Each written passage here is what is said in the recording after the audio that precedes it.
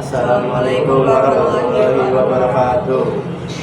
Kami dari kelompok 2 akan mempresentasikan poster yang telah kami buat.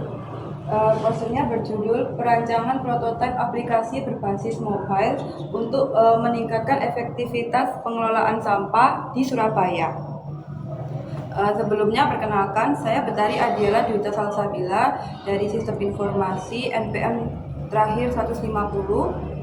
Saya Egy Fawas Ihsan dari Prodi Sistem Informasi nomor NPM terakhir 080. Saya Rani Nurbaiti dari Prodi Sistem Informasi NPM akhir 134. Saya Ahmad Novel Berdiansyah dengan NPM akhir 145 dari Prodi Sistem Informasi.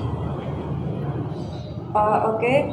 Untuk latar belakangnya sendiri, di Surabaya itu menghasilkan kurang lebih 2.913 ton sampah perharinya. Edukasi dan pemilahan sampah masih tergolong rendah. Dengan adopsi teknologi digital berbasis mobile, solusi pengelolaan berbasis peran dapat diwujudkan untuk menciptakan ekosistem yang lebih berkelanjutan.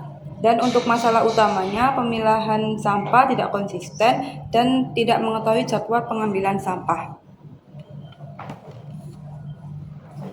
Baik, selanjutnya itu tujuan dari poster ini itu dari aplikasi ini meningkatkan partisipasi masyarakat, lalu yang kedua ada memberi edukasi dan reward digital, dan yang terakhir menciptakan lapangan kerja baru.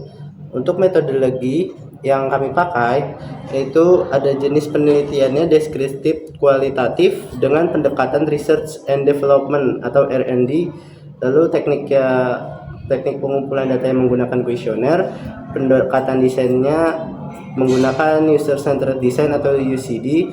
Alat bantu yang kami pakai itu ada Figma dan juga Canva.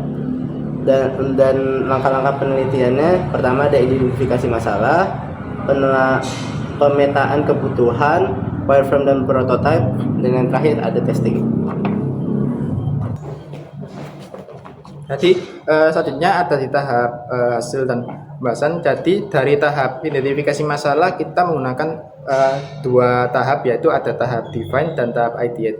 Nah, pada tahap define ini kita menganalisis apa masalah yang terjadi pada masyarakat saat ini, dan masalah kita ambil adalah mengenai pemilihan sampah.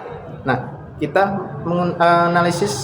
analisis masalah dari sampah ini menggunakan user persona, yaitu untuk menganalisis setiap individu dari orang terhadap masalah ini. Setelah masalah diidentifikasi, maka selanjutnya adalah tahap ideate. Nah, di tahap ideate ini kita menggunakan user flow diagram untuk memetakan apa yang user butuhkan dan masalah apa yang user yang alami. Lalu setelah hasil dari user flow diagram tadi, kita menentukan solusi yang akan kita buat dalam permasalahan ini, yaitu membuat aplikasi pemilihan sampah dengan membuat prototipe berbasis mobile. Nah, di sini kita menggunakan prototipe mobile untuk memudahkan menjangkau pengguna yang terkait dengan masalah ini.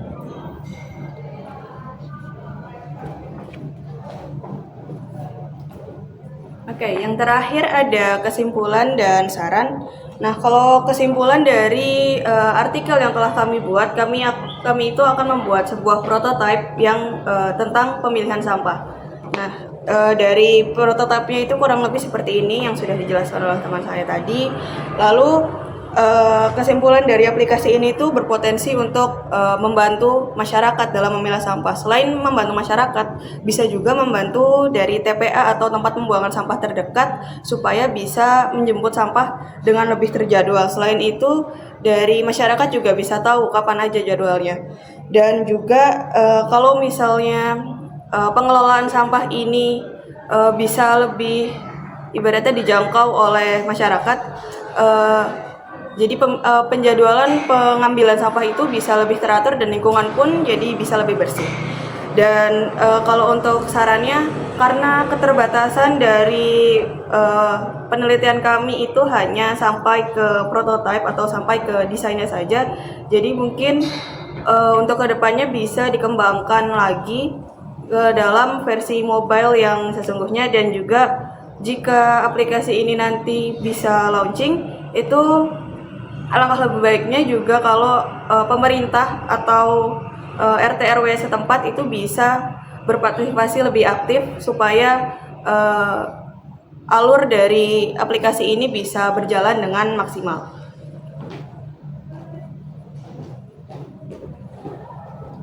Jadi mungkin sekian pemaparan poster dari kami. Kurang lebihnya kami mohon maaf. Terima kasih. Wassalamualaikum warahmatullahi wabarakatuh.